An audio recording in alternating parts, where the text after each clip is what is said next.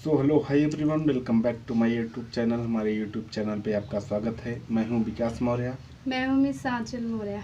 तो हम दोनों देने वाले हैं दबंग स्टार खेसारी लाल के गाने पर रिएक्शन। जो सॉन्ग है गूगल से पूछ रजाऊ, बहुत ही ज़बरदस्त सॉन्ग होने वाला है, तो हम उस पर रिएक्शन देने वाले हैं। तो अगर ये वीडियो हमारा पसंद आएगा तो हमारे चैनल को प्लीज़ सब्सक्राइब कीजिए और वीडियो को लाइक कीजिए। कमेंट में ज़रूर बताना कि हमारा वीडियो कैसा लगा। चलिए हम वीडियो को स्टार्ट करते हैं। Let's go.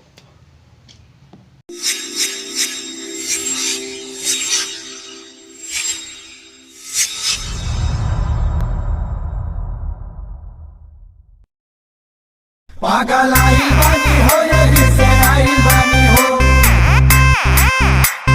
होली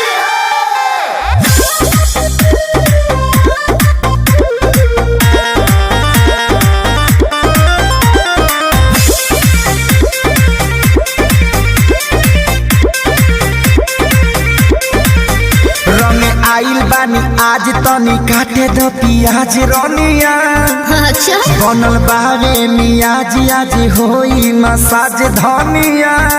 हटू कपार रंग आइल बानी आज तनी काट द पियाज रनिया। बनल बारे मियाज आज होई मसाज धनिया। अरे पानी कोनो फ्यूज करे के बायूज, कहीं ऊंच लगे कहीं लगे खाला।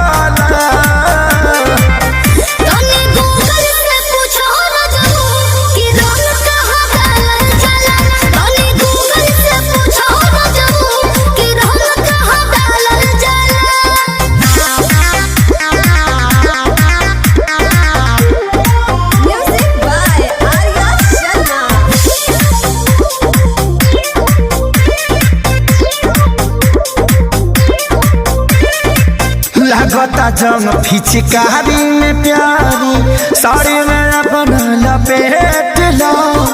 रंगा बसनमा बैठ के सोना एम के वो में फेट लो। बुझलो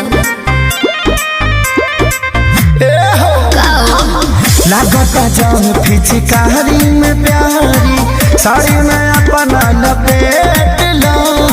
रंगा बसनमा बैठ के सोना एम के वो में फेट लो। अरे सब होई खेला बारू बकेला, कैसे साला खुली तोनी न बुझाला। तनी गूगल से पूछो रजू कि रंग कहाँ डालल जाला। तनी गूगल से पूछो रजू कि रंग कहाँ डालल जाला। पागल आई बानी हो यही से आई बानी हो। होली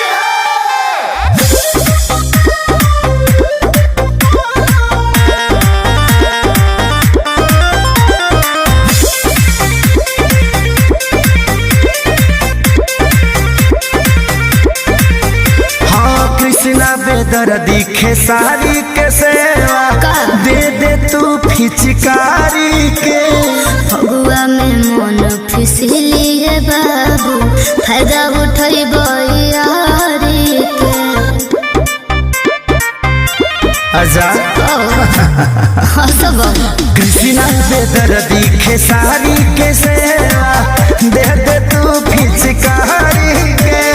फगुआ में मनवा फिसली है बाबू, फायदा उठाई यारी के। अरे करतन सरच ये नरजी मखरच तारा फेर हमें टाटा मोगराला। तनी गूगल से पूछो रजू कि रंग कहाँ डालल जाला। तनी गूगल से पूछो रजू कि रंग कहाँ डालल जाला।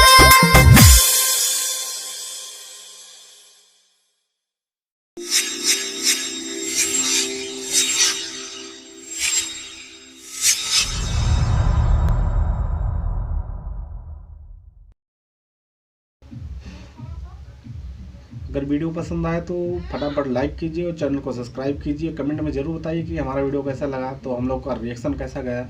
तो ऐसे ही रिएक्शन हम वीडियो लाते रहेंगे। अगर जिस वीडियो पर रिएक्शन करवाना है तो कमेंट में लिखिए, हम रिएक्शन उस पर कर देंगे। तब तक के लिए नमस्कार, प्रणाम।